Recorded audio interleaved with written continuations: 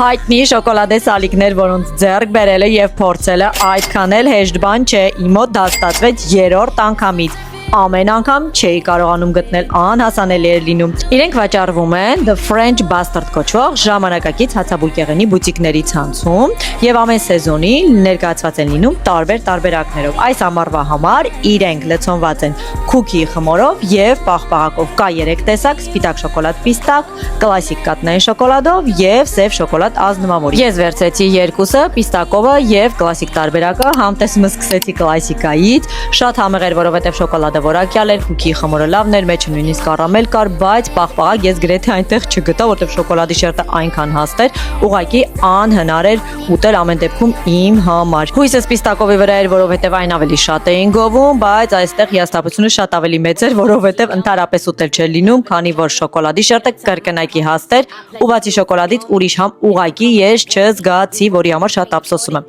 Գնահատում եմ 10-ից 5 զուտ որակյալ ապրանքների համար ու խորհուրդ չեմ տալիս, որպեսզի գաք այստեղ եւ փորձեք այս սալիկները։ Ավելի լավ է փորձեք իրենց հացաբուլկեղենը, որովհետեւ իրենք իսկապես շատ լավն են։ Իսկ մինչ այդ բաժանորդագրվիր, բաց չթողնելու համար նորանոր համով հասցնել Փարիզում։ Պաչիկներ։